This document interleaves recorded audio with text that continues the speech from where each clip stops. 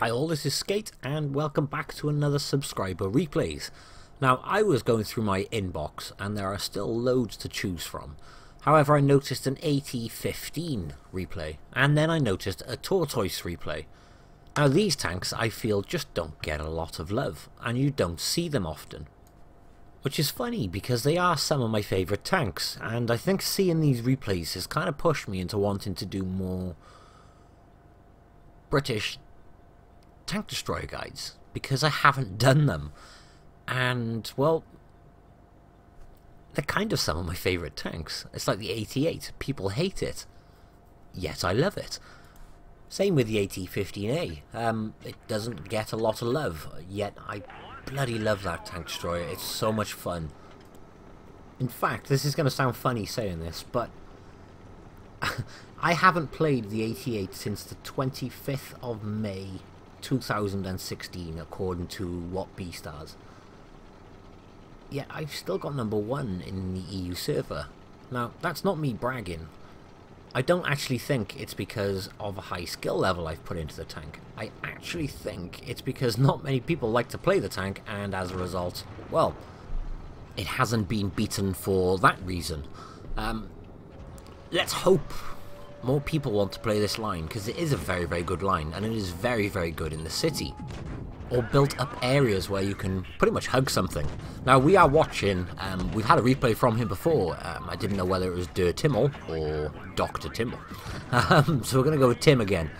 Now, he is doing exactly everything, as you can see, spot on, in my opinion. The AT-15A, if you've got a massive gun arc, but if you are angling like this, using the very corner of the gun arc, then your armor is ridiculously troll, as we can see.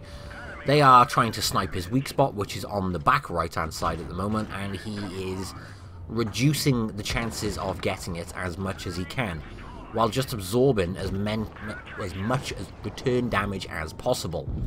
And he just missed out on that second kill then. Now, there's a KV-5, and there was also enemies coming up behind him, so we switched to the APCR, and you can see he is just going to be going for that R2-D2 by there. Reality is he probably doesn't need to do it because these things have very, very good penetration. However, when you've got something coming around behind you, as we can see on the minimap, and there's a KV-5 pointing at you at close range, well, yeah, I'd be firing the APCR as well to try and deal with it as quick as I can. And his friendlies are there to back him up from behind, so that is the KV-5 dealt with. Now, the flank behind him is now being pushed. And this is where the AT-15A is great. Sorry, the AT-15 is great. It may be slow, but it's got a very, very good rate of fire. And in built-up areas, when you can't circle it properly, it's just deadly. Because you can see there, even the Centurion with a great rate of fire is just being pulled apart. Granted, he's penetrating his shots, he knows exactly where to shoot, but it just does not matter. And again, look, we've got a light tank, and he's flying past, and he would have had no chance of circling in this circumstance. What was he doing then? Sorry, he drove straight into that T-23E3. Why would you do that? Right, now, it doesn't... Someone else driving straight in front of someone else. Yeah, it doesn't look like he's done a lot of damage, but that's the beauty of this tank, is 3.3 second reload, it just picks things apart. Literally just, it's the permatrack god. These things are fantastic for this. And anyone who watched my AT-15A guide will know just how much I enjoy the AT-15A, and this thing plays virtually identical. Granted, it sees slightly higher tiers, but it doesn't matter. These things are fantastic. I know he did manage to ninja the kill there. So we got 3 kills in this battle, and he did make it to the last tank. And that's the beauty of this gun, as I mentioned before. It doesn't feel like you're doing a lot of damage, but because you have such a high rate of fire, he did manage to pull off 4,700 damage and got himself a steel wall as well. All in all, a very well played match. He literally just picked things apart as they came in front of him. And that's pretty much the worst thing you can do, is just stick your gun right in front of an AT-15. Because as soon as you do that, if they can get your track, or even if they can't get your track, you're just going to get eaten alive, which is why I enjoy these tanks so much. And then the next one is by Caspery. Now, he's driving the Tortoise, which is the AT-15's big brother. And again, it's a tank which doesn't get a lot of love. People kind of just push through this line just to get to the Death Star, which is fantastic fun. But again, this is one of my favourite tanks. I really, really like the Tortoise. The gun on the Tortoise is just magical. It actually got nerfed. For those who didn't play the tank prior to nerf, this thing was outrageously good fun. In fact, just to give you an idea, this thing, in stock form, no provisions, no equipment, has 3,250 DPM.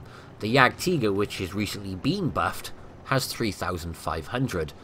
So this thing, prior to its DPM nerf, was outrageously good fun. Now, the way this differs from a Jagdtiger, for those who haven't played it or aren't interested in it, is it's got slightly less penetration. It's got 259 compared to the Jagdtiger's 276. But it has a faster rate of fire, because it only does 400 alpha in comparison to the 460. That being said, though, it has better accuracy than a Jagdtiger. It's got better gun elevation, gun depression, and the gun arc is twice the size. I mean, look at this here. He's literally pulling apart this T-54. You can see the T-54 is trying to get round him, trying to get at his weak spots, but he's against a building, so there's absolutely nothing he can do. And with 40-degree gun arc, 20 either side, he's just got no hope. So yeah, personal preference here, and it is only down to personal preference. I see a lot of Jagdtigers around on the game ever since the buff, but you don't see many of these. But I prefer this. And this thing has Hesh. I know it says HE, but it's Hesh. What that basically means is this thing does 120... Sorry. It has 120 pen and 515 alpha with the HE, which, as I mentioned, is Hesh, and it's just outrageously good fun. And I love this tank as a result. It's fantastic. In fact, I will make sure I do a video on this ASAP. But I'm going off on a major tangent. Caspary in his Tortoise. As you can see, he is hiding his weak spot and he is angling inwards and trying to use as much as the gun arc as he can from the left-hand side, which is exactly the right thing to do, exactly the same as on the AT-15A and on the AT-15, and it is just devastating as a result, because you are really going to struggle to penetrate this thing when it was angled like that and its weak spot was hidden. In this circumstance, however, the IS-6 is shooting down on the left-hand side. So although he is angled, he has a higher chance of being able to penetrate it because the armor angle is less effective. That being said, Caspary knows exactly what to do with this tank. You can see he's using the full gun arc. He is using that to angle and put as much effective armor on his tank as he can. Because when you are using the full 20 degrees to the right or the full 20 degrees to the left, the effective armor goes through the roof. And if you can use the full 10 degrees of gun depression at the same time, you turn the entire thing virtually into an auto bounce zone. And he has managed to snap one off on that IS-6. The IS-6 is trying to come back and get a shot on him, realizes he has no hope, and is trying to back up and reverse off as a result. And there's another shot in, and he is going to go for the finishing blow, straight through the roof, no problem at all. So it's on to the next target. And there is an RU and a Jagdtiger on the enemy team left. Now the Jagdtiger can out-DPM him, but the Tortoise armor is more reliable. And more importantly, there is a succulent, juicy RU-251 with less than 120 mil of armor. So he's literally going to pick this thing apart with the Hesh. There's 500 damage in, and the RU knows exactly he's going to get eaten, so he runs away. So it is the Jagdtiger to deal with. But Caspary in his Tortoise has a shed ton of hit points left, and there is the Jagdtiger dealt with straight away. It is just the RU-251, who has run around the back and has finished off the Centurion. There is a Borsig on his team with 10 health, and one shot straight in. He hit the gun, he didn't penetrate, but he still did just shy of 300 damage, and that RU is making a break for us again. Again, this is the one downside to the Tortoise, as with the AT-15A, it is a little bit slow. Which, obviously the end result is you are struggling to keep up and finish off the last tank.